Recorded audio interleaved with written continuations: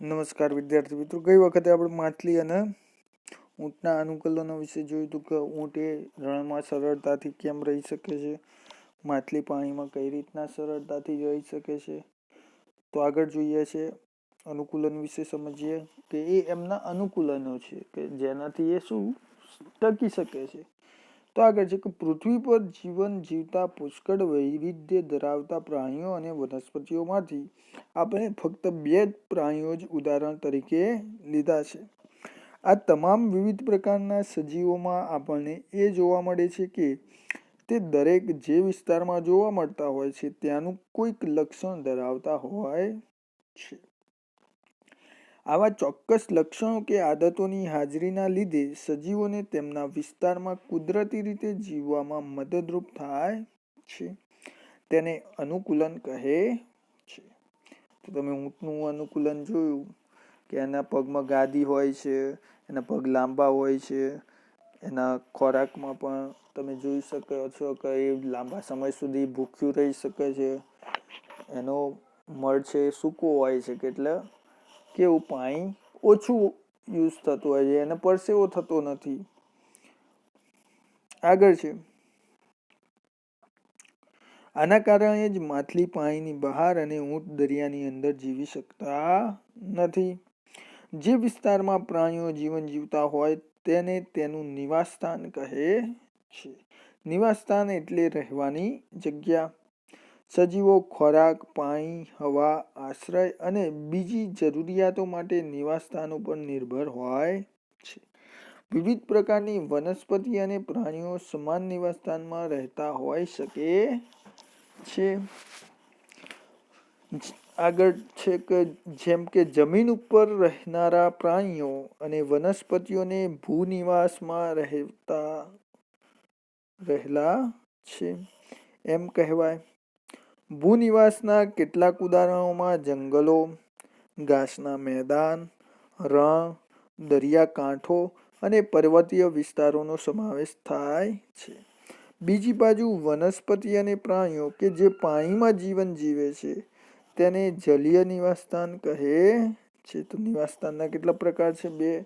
એક ભૂ નિવાસસ્થાન અને એક જલીય નિવાસસ્થાન.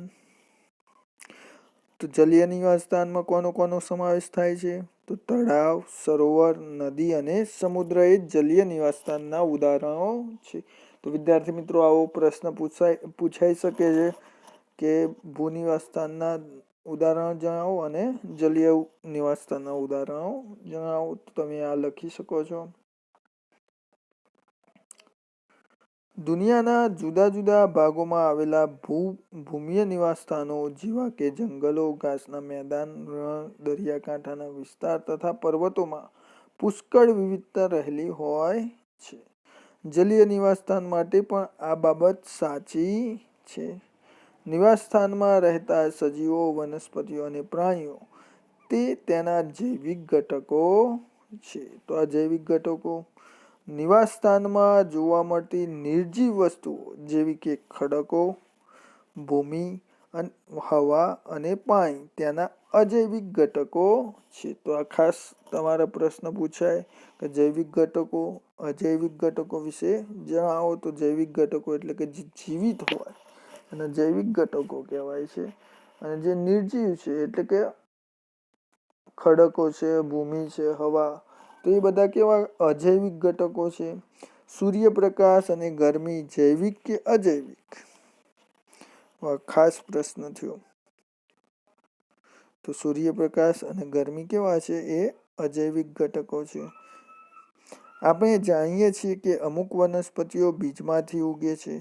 ચાલો કેટલાક બીજ કે જેમાંથી છોડ તૈયાર થાય છે તેના પર કેટલાક અજૈવિક ઘટકો તથા તેની અસરો જોઈએ. એ પહેલા ઉપર એક બ્લુ લાઈન આપી છે, આપણે એ જોઈ લઈએ કે અમુક એવા ફેરફારો છે કે જે સજીવોમાં તેની આસપાસના વિસ્તારમાં થતા બદલાવને અનુકૂળ થવા માટે થોડાક સમય માટે થતા જોવા મળે છે. ઉદાહરણ તરીકે, જો આપણે મેદાની વિસ્તારમાં રહેતા હોઈએ અને અચાનક જ ઊંચા પર્વતીય પ્રદેશમાં રહેવા જઈએ તો થોડા દિવસ માટે શ્વાસ લેવામાં તથા શારીરિક કસરતો કરવામાં તકલીફ પડી શકે છે. જ્યારે ઊંચા પર્વતો પર હોઈએ ત્યારે આપણે ઝડપથી શ્વાસ લેવા પડે છે. થોડા દિવસ પછી ઊંચા પર્વતોની બદલાયેલી પરિસ્થિતિ મુજબ આપણું શરીર ગોઠવાઈ જાય છે. એવા ફેરફાર જે કોઈ ચોક્કસ સજીવમાં શરીરમાં ટૂંકા સમયગાળા માટે આસપાસના વિસ્તારમાં થયેલા બદલાવને લીધે ઉત્પન્ન થયેલી મુશ્કેલીને નિભાવવા માટે થતો હોય તેને પરિસ્થિતિકીય અનુકૂલન કહે છે. હજારો વર્ષો પછી થતા અનુકૂલન કરતા આ ફેરફારો જુદા હોય છે. તો આ સરસ મજાની વસ્તુ છે કે આપણે ઘણી વખત જઈએ ફરવા માટે તો થોડા સમય માટે જ એ અનુકૂલનો આપણે સાધવાના હોય છે. આગળ પ્રવૃત્તિ છે તો પ્રવૃત્તિ જોઈએ કે પ્રકરણ 1માં કરેલી પ્રવૃત્તિ કે જેમાં આપણે મગ અને ચણાને શું કર્યા હતા? ફણગાવ્યા હતા. તેને યાદ કરો. જ્યારે બીજમાંથી ફણગો ફૂટે છે ત્યારે તે અંકુરિત થયું તેમ કહેવાય છે. આમ છોડના જીવનની શરૂઆત થાય છે.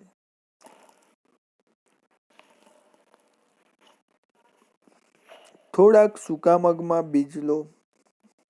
20-30 જેટલા મગના બીજ બાજુએ રાખો અને બાકીના મગને 1 દિવસ માટે પાણીમાં ભીંજવો. ભીંજવેલા બીજને 4 ભાગમાં વહેંચો. તેમાંથી એક ભાગને 3-4 દિવસ સુધી પાણીમાં ડુબાડી રાખો. સૂકા બીજને તથા પાણીમાં ડુબાડેલા બીજને ખલેલ ન પહોંચાડો. ભીંજવેલા બીજના એક ભાગને હવા ઉજાસવાળા રૂમમાં તથા બીજા ભાગને સંપૂર્ણ અંધારું ધરાવતા ભાગમાં જેમ કે કબાટમાં રાખો કે જ્યાં જરાય પણ પ્રકાશ અંદર ન આવે. છેલ્લા ભાગને એકદમ ઠંડક ધરાવતી જગ્યાએ જેમ કે રેફ્રિજરેટર કે આજુબાજુ બરફ હોય ત્યાં રાખો. તેને રોજ ધોઈ અને દરરોજ પાણી બદલો. થોડા દિવસ પછી તમે શું નોંધ્યું? શું 5 ભાગના બીજ સમાન રીતે અંકુરિત થાય છે? શું આમાંથી કોઈ પણ બીજ ધીમા અંકુરિત થયા હોય કે જરા પણ અંકુરિત ન થયા હોય તેવા છે? શું તમે નોંધ્યું કે હવા, પાણી, પ્રકાશ અને ગરમી જેવા અજૈવિક ઘટકો વનસ્પતિના વિકાસ માટે જરૂરી છે? હકીકતમાં આ અજૈવિક ઘટકો તમામ સજીવો માટે અગત્યના છે. તમને અજૈવિક ઘટકો વિશે પૂછાય તો હવા, પાણી, પ્રકાશ અને ગરમી એ શું છે? અજૈવિક ઘટકો છે. ખડકો, ભૂમિ એ પણ અજૈવિક ઘટકો છે. હકીકતમાં અજૈવિક ઘટકો તમામ સજીવો માટે અગત્યના છે. આપણે જોઈએ છીએ કે સજીવો ખૂબ જ ઠંડા કે ગરમ વિસ્તારોમાં પણ જોવા મળે છે. ખરું ને?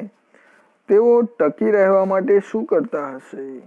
અનુકૂલન એવી પદ્ધતિ છે કે જેનાથી સજીવો વાતાવરણને વધુ અનુકૂળ થાય છે.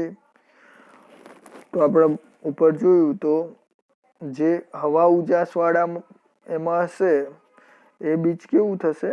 અંકુરિત સારી રીતે થશે.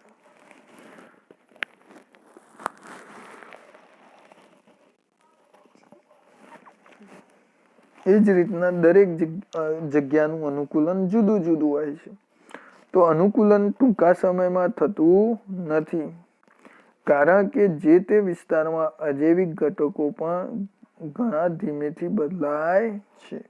જે સજીવો આ બદલાવ સાથે અનુકૂલન સાધી શકતા નથી તે મૃત્યુ પામે છે અને ફક્ત અનુકૂલન સાધનારા સજીવો ટકી જાય છે. વિવિધ અજૈવિક ઘટકો સાથે સજીવો વિવિધ રીતે અનુકૂલન સાધે છે. જેના